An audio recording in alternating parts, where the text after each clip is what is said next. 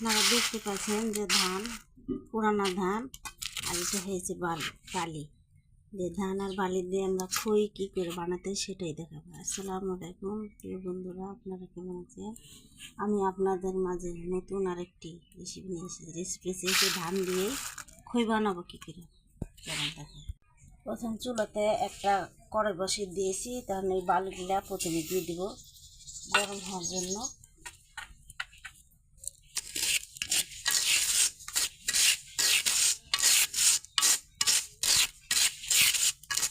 অতি সহজেই খই বানানো যায়।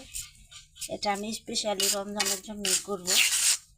গ্রামের বাড়িতে তো ধান টান দিয়েই বেশিরভাগ রান্না বান্না।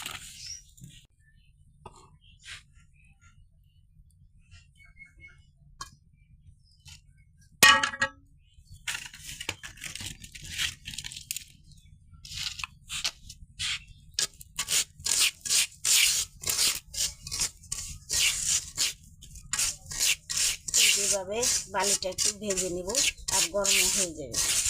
গরম হলেই বুঝতে পারবো গরম হয়ে গেছে।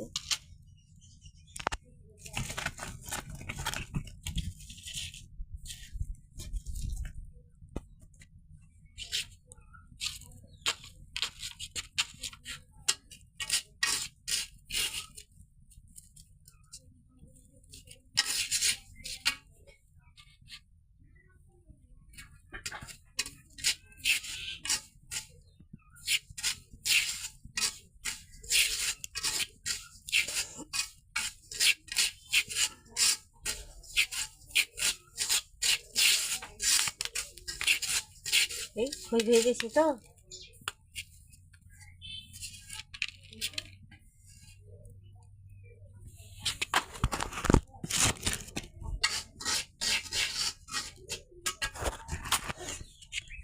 এই যে বালিটা গরম হয়ে গেছে, তাই আমরা এক মুঠ করে এই ধান দিয়ে নাড়া দিব এভাবে।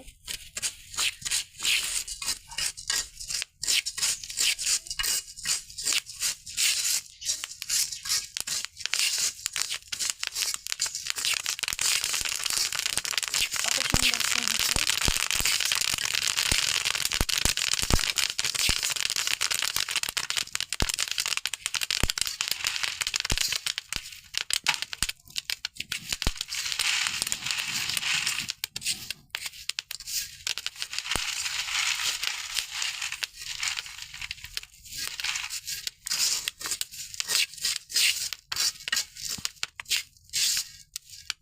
এই যেভাবে নামিয়ে নেব।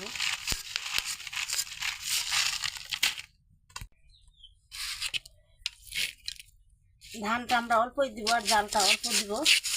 এই যে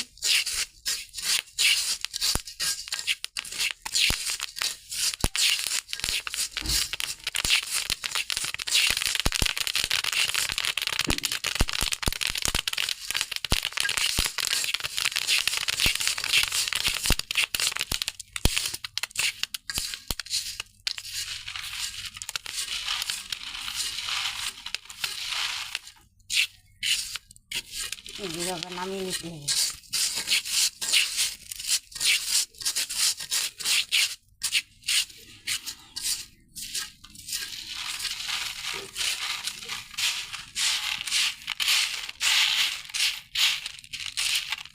কত সুন্দর খই হয়েছে দেখতে পাচ্ছি। এই যে খই ভাজা হয়ে গেছে, আর খইয়ের মুখে যে একটা করে ধানের মুখ হয়ে থাকে, এই ধানটা আমরা এইভাবে বেছে ফেলে দিব।